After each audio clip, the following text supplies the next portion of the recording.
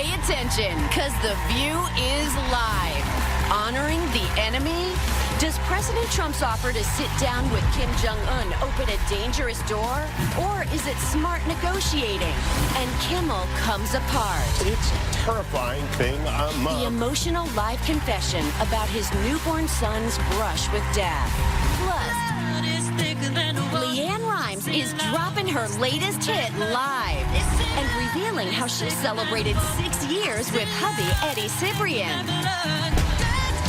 Let's fire up Hot Topics with Whoopi, Sunny Hostin, Joy Behar, Sarah Haynes, and Jedediah Bila. Now, let's get things started.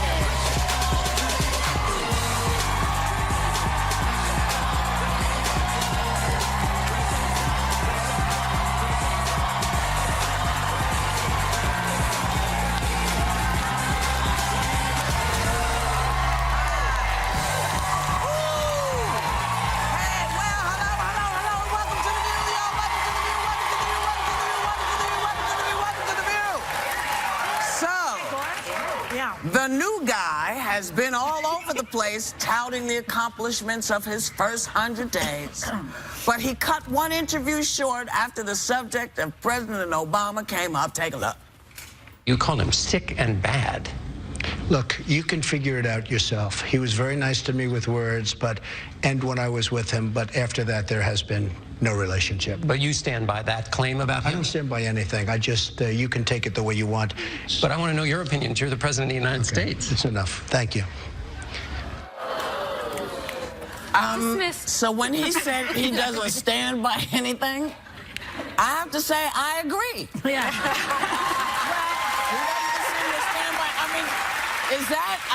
Is that something you ever thought you'd hear?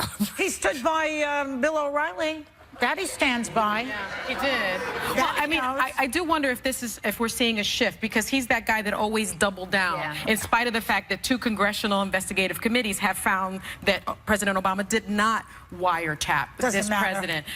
You know, the FBI head of the agency has found that Obama did not tap this president. And so I just wonder, are we seeing this shift where now he realizes that maybe we know that these are lies, and he's saying, you know, you just take it for what it is. But if you read some of the transcripts in any interview, there's a bit of a concern, and I'm not even making a laughing matter about this. When you try to read his process of speaking and thinking at the same time, they ramble on, and they're nonsensical. So there's a point where even in that, when he said, you know what I mean, I had to reread 3 times because I didn't know what he meant, and I don't know if he knew what he meant. And there was a point where it was concerning to me, and I'm not trying to be mean here, but mentally, it rambles like a bit of paranoia and broken thoughts, and you know what? I'm trying to be mean. Something's wrong with this guy. There's something seriously wrong about this man, and I've been saying it for months. Didn't you say that Yale psychiatrists came out and found that he may be unstable? Something is wrong with him. The Republican Party is enabling the mental illness on a daily basis. See, I wouldn't. That's what I say. I mean, we don't know. I wouldn't go so far as to say mental illness. I don't know. I mean, that's up to him and his psychologist. But I do think it's a clear indication. Well, maybe maybe if he goes and meets one, he'll get evaluated. I don't know. But I think it is an indication for me that he's not being briefed. And we've heard about a lot of internal controversy there. He's having trouble with Steve Bannon. There have been some reports about Ryan Priebus not getting along. President Bannon. Right. And I think those are the people that had been briefing him, because when I look at this, it looks more than anything like a guy who's unprepared for that question. He should have known that question was coming to him. It's a very easy answer to that. He could have said, evidence has proven that members of my staff were being wiretapped. It's an ongoing investigation. I'm going to leave that to the FBI and the DOJ. Let's talk about my tax plan. He also led them in, though. At first, when I reread it, I thought, oh, he should have known to pivot. But he's the one that started the conversation. He started to say, we know about surveillance. But this seems to be a whole thing. He's out there. And it got really weird, okay, when he gave his musings on American history. You can't make this up. Look at the clip. I mean, had Andrew Jackson been a little bit later, you wouldn't have had the Civil War. He was a very tough person, but he had a big heart, and he was really angry that he saw what was happening with regard to the Civil War. He said there's no reason for this. People don't realize, you know, the Civil War, you think about it, why? People don't ask that question. But why was there the Civil War? Why could that one not have been worked out? But you can find out more in the new book, Donald Trump's History 101, Andrew Jackson Prevents the Civil War. And you'll notice the foreword is by Frederick Douglass.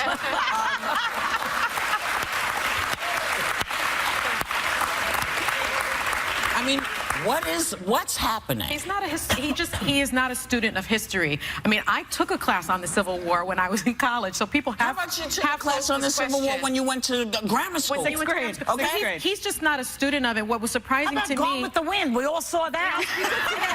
But it was surprising to me that he ties himself to Andrew Jackson, because if you are a student of history, you know that Andrew Jackson was known to be a volatile, violent, hostile man.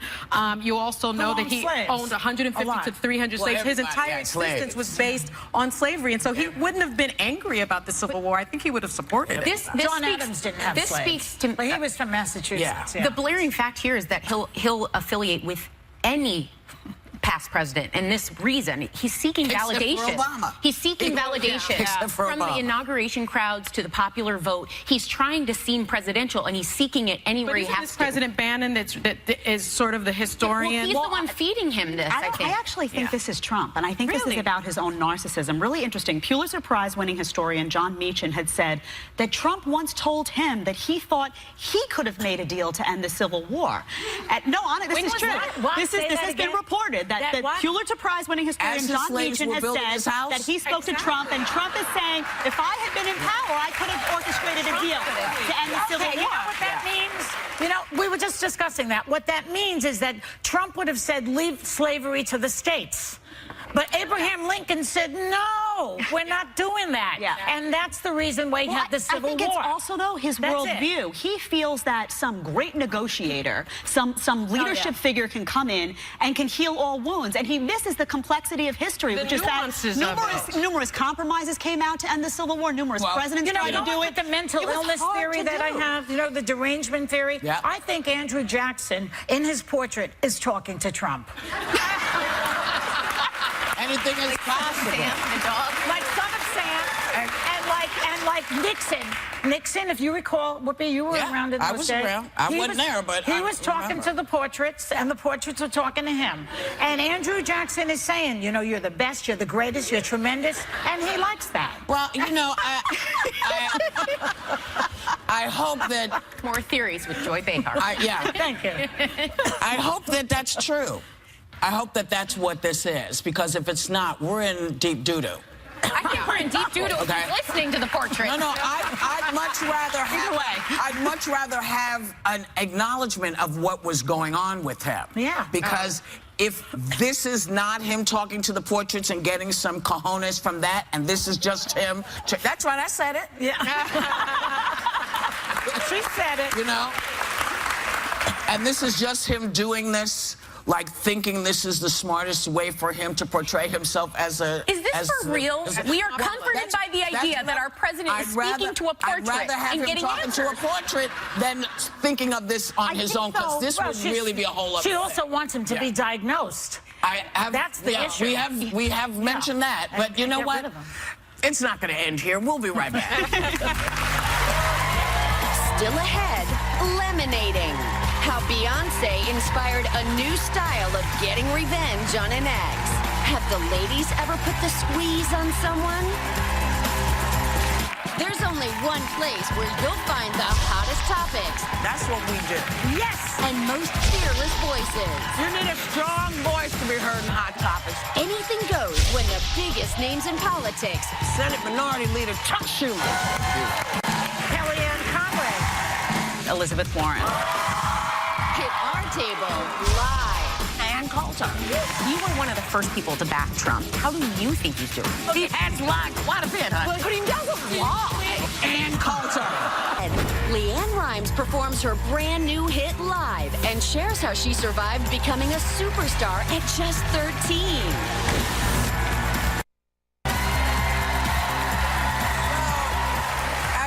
situation with North Korea intensifies, you know who says he'd be honored to sit down with Kim Jong-un, whom he calls one smart cookie.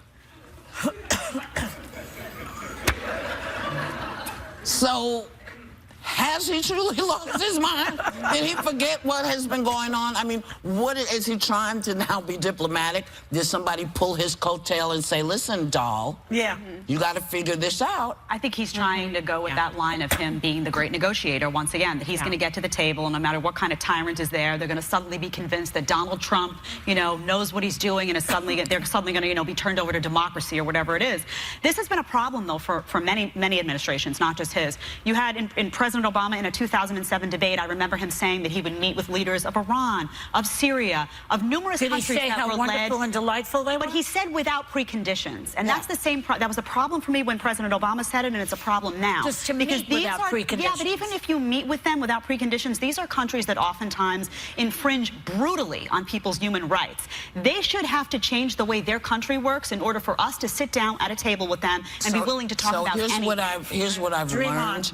It does not work that way. Right. And one of the things that I know happened, I believe happened with President Clinton, when he would go and deal with North Korea, he would say to Kim Jong-il, look, you don't have any money because all you create is armament. You just create devices that kill and bombs and stuff. So here's the deal. You don't sell your bombs to anybody else, and we'll give you the money to feed your people. Because we know that's all y'all make. Yeah. Now, if you go over to the other Korea and you mess with them, we're going to get all those folks out of there, knock your country out, wait 10 years and put everybody back.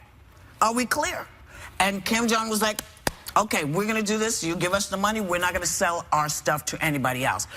I think diplomacy, when you're dealing with dictators and really brutal people, is much better than puffing up, because when you puff up, you then have to act. And you can say, listen, we're going to bomb you out of the what, but you have to be prepared for that. And I think the really adults said, look, we're not doing that. We're not doing that. That's a very tough kind of diplomacy. Like, I could be on board with that kind of diplomacy, but that's not what often happens. What happens is a lot of appeasement. For example, with the way we dealt with Syria and Assad has been empowered. I mean, he was able to commit that massive genocide you do realize because we didn't do that. The last time that we messed with a country who was bombing their own people and spraying their own people, we're still in that war. We're still in that war. So that doesn't work either. So there has to be a better way. I personally feel like the rest of the world needs to step up oftentimes, because we can't be the only ones saying, hey, listen, we're seeing this. We can't be the only ones fighting for what's right in the world. Not the country, not democracy. It could be socialism or whatever it is, but it can't come from the bombing place anymore. But Trump thinks that if he flatters them, it's going to work somehow, because when they do it to him, he says, Putin, he's a great guy. He likes me. I think he's great. That's how he operates. He doesn't understand. Doesn't seem like he understands that there are policies in place, and that Kim Jong-un is going to say, oh, he thinks I'm a smart cookie. I think I'll get rid of my nuclear arsenal. I'm just going to get rid of it. And that's not true. But that's not true diplomacy. But I have to agree with Whoopi. I mean, I'm oftentimes very conflicted about this. Are you diplomatic when it comes to a dictator, when it comes to someone like the president in the Philippines, who has killed 7,000 people because they're addicted to drugs? But I think that there has to always be diplomacy when it comes to doesn't it when you say something good about Duarte and Kim Jong, doesn't it legitimate them a little? I certainly don't think you compliment when the president of the United States it raises them up. And so, but I don't know any other person who's been in the job who's done that. This is a first for me. This is a new one. The other thing is, when you think of do you guys remember a few weeks ago when Senator McCain said lightly something along the lines of Kim Jong-un is maybe like a spoiled fat kid or entitled fat. Kim Jong-un responded and was like, he said something along the lines of, this type of thing could be a declaration of war. You're talking about someone that's really unstable. Leaders, so that's not someone I think you make a date with. But can't we? No, you have to, because when you start it, when you start the aggression, you have to back it up. And if you're being aggressive in a place where, you're sending up things that are not going to reach anywhere. But when you want a lot of attention, this is a kid who needs a lot of attention and wants a lot of attention. Kim Jong-un? Kim Jong-un, Okay? And the first one, Il, by the way, had a very good relationship with China. This one does not. No. So it's a little harder to negotiate. Except that what we should have done is say, listen, we're not going to take this, man. Come on. We're not going to do this with you. We're not going to indulge in this because we know that you don't have anybody surrounding you.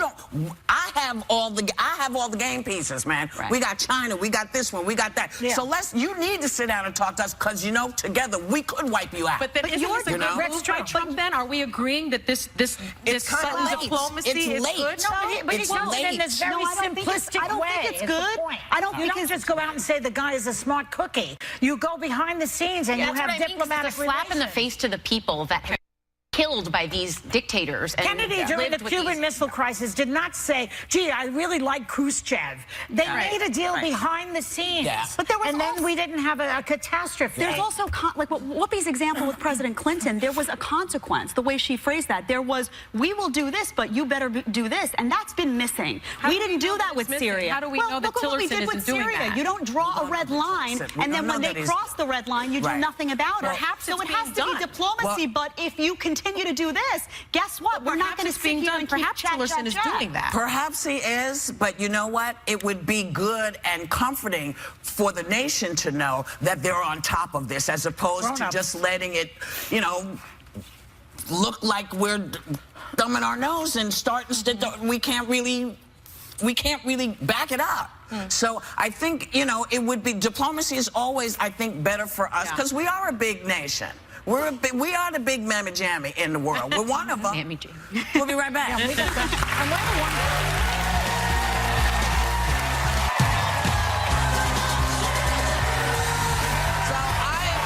don't know if anybody was watching Jimmy Kimmel last night, but he got very emotional when he told the audience about his newborn son's medical drama. Take a look. They did an echocardiogram, which is a sonogram of the heart, and found that Billy was born with a heart disease.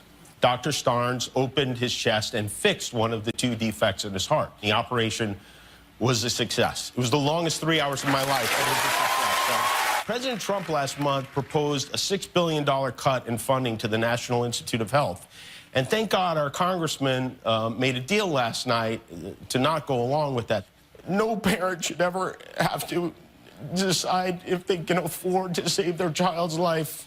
It just shouldn't happen. There you go. So awful. And he is... I mean, he's right about that. And something that's vital should unite Republicans and Democrats, because who's to make that decision, So, and that's what he's basically saying. It should not be about whether you can afford to save your kid's life. It should be that you're entitled to save your kid's life. That's so what he did is he suggested that people could donate to the hospital, to Children's Hospital of Los Angeles. And if you're interested in doing that, go to our website. And go to our website because there's not just Children's Hospital of LA, there's Children's Hospital of New York, and of every state in the union, there's also St. Jude's, which is an amazing place where no family gets turned away from St. Jude's. No, ever. So donate, because as we all worry and try to figure out what's going to happen with our health care, this is going to be what we're going to have to do. We're going to have to donate to places that are doing the work for the youngest people that we know, who can't, they don't have a choice. They're our kids. And Americans need to hold their congresspeople's feet to the fire that profits over people is not American, that it is not correct that if you have a pre-existing condition, you cannot be helped. Which is what this baby has. It's unbelievable that even existed before Obamacare, that people who were sick could not get insurance to help themselves.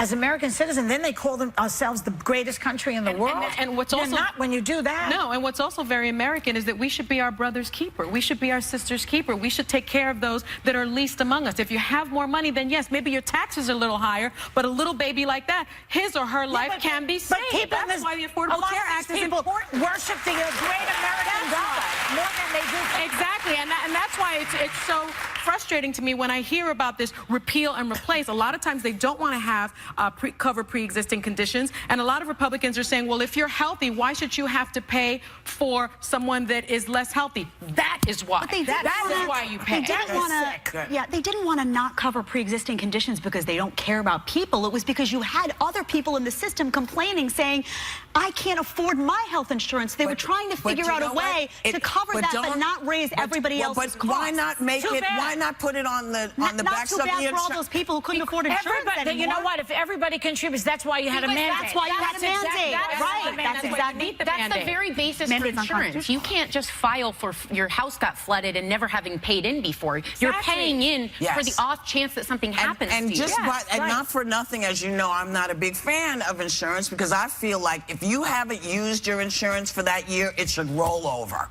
If you haven't been sick, it should roll over. See, for me, if I could get the new guy to say, listen, insurance companies, the people I'm talking to, the people I say I'm representing, they need you to pay attention to their needs. It's not just about you, it's about the American people. So, you know, do it with your insurance. If you're not sick, you shouldn't have to pay new stuff because it doesn't help you and it eats up at your money. Right, Jad? And other stuff. Yes. You got other stuff. I got other stuff. Would $5,000 change your summer vacation plans? And listen up because it's time for our spring cash sweepstakes. One lucky home viewer is winning $5 grand this week. You have to visit our Facebook page by 5 p.m. Eastern Thursday to enter for your chance to win and tune in Friday to see if you are the winner. That sounds good.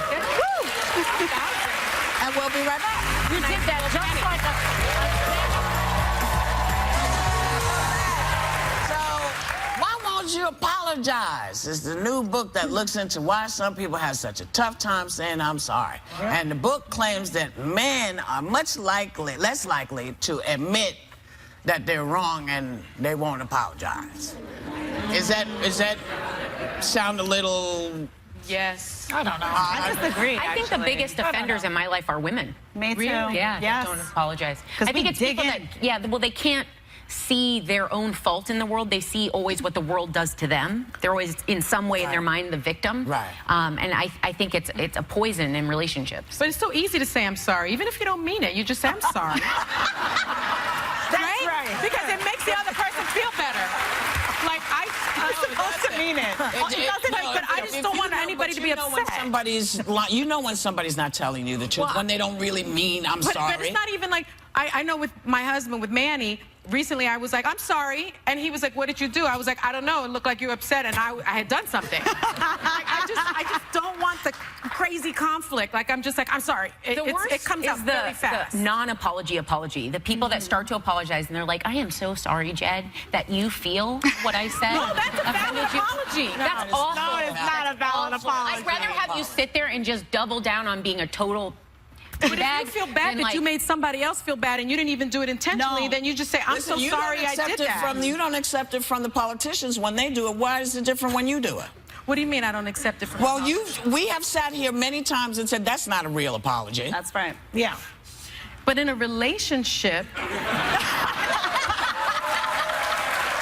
on, Sonny, wiggle your way out of this relationship. You just say... Where you should be upfront with your partner and not...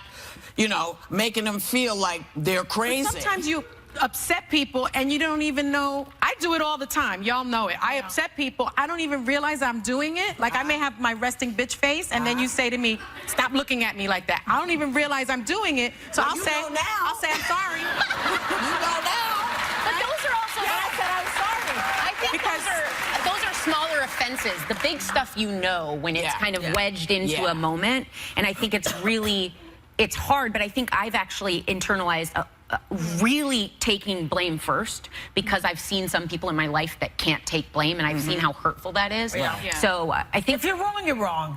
You say, I'm sorry, okay? Yeah, but if you see, does that work? Wow, that sounds like a that's how you should say it. I'm sorry, but if you say I'm sorry, you feel that way. You're putting it on them, though. You're not taking ownership. I'm sorry, I made you feel that way. I'm sorry, I made you feel that way. I'm sorry for what I did. Just say I'm going to help you with this. What's wrong? I'm sorry. You help Paula be funny. I'm going to help you be empathetic. Okay. How do you say it, Sarah? What is the best way to if you're going to say sorry, one, you have to mean it, and two, you have to take full ownership. You have to say, I'm sorry. I'm sorry. I'm aware that I did this, and I'm working on it. Like I'm a work in progress. Or just keep it simple. Say, I'm sorry. I'm sorry. Because sometimes, you know, when you start to explain why you're sorry, it starts to get like, look, all you need to do is say, I'm sorry, because it's like 20 minutes. She explained. But she's also saying I'm sorry when she hasn't done anything. And we've had this discussion as well about women who constantly say, I'm sorry, when there's nothing to, you don't need to apologize if you haven't done anything. But if you've done something, and you can tell when you've done something and it's affected somebody, just say, I'm really sorry. Really sorry. And if you don't make a mistake, honey, by saying just now, just say you're sorry even if you don't mean it. That gave us ammunition. Because now I know you don't mean it when you say it. My therapist used to say, we're going, and I'm not sorry. We'll be right back. My shrink used to say,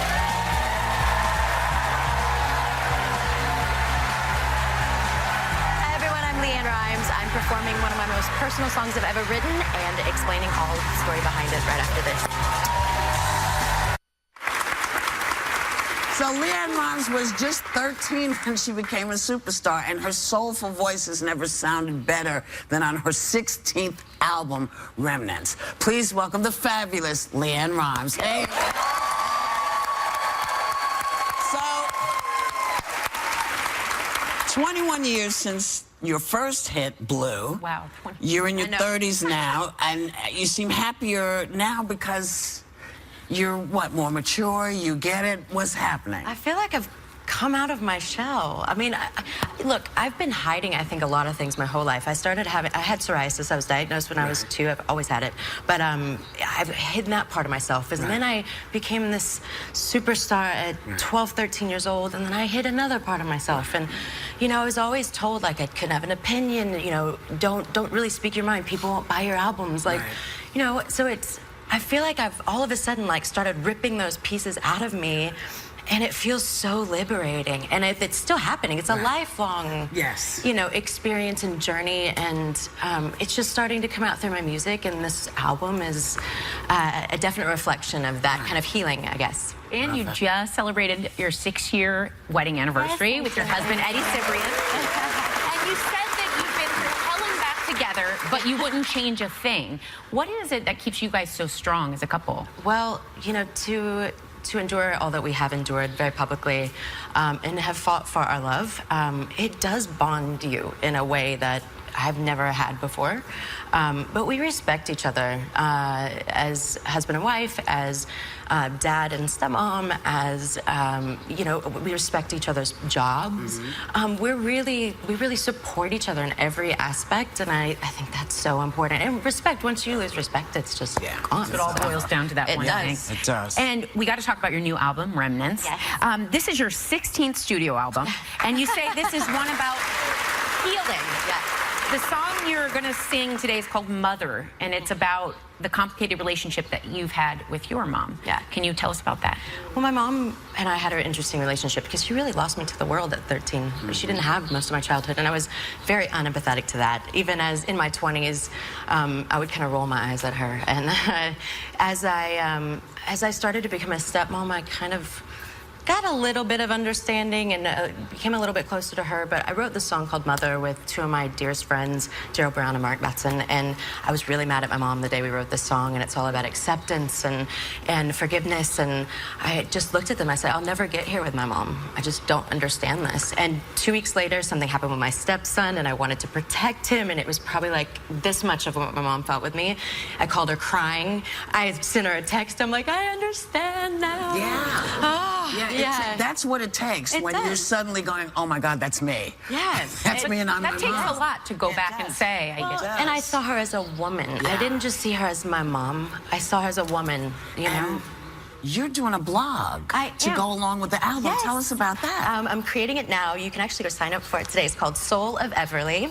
And it's basically an extension of everything I'm talking about on this album. On my healing journey, I hope being able to share my experiences, not only through music, can help people heal themselves. Oh, that's great. Yeah, I'm excited. So here to perform, let's make this official, Mother off her album Remnants. Give it up for Leanne Rimes.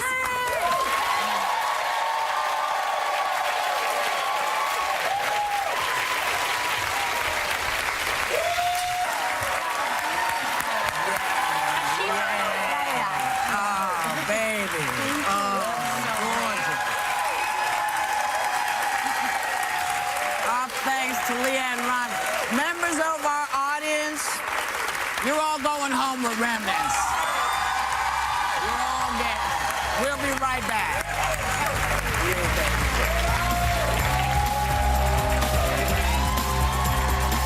Out of control. Welcome back. Get Mom on Island time for Mother's Day with OtterBox Symmetry Series cases. They're designed with a Caribbean vibe and can protect your phone when dropped or dinged. And how cool is this? Thanks to OtterBox, members of our audience are getting a $100 gift card.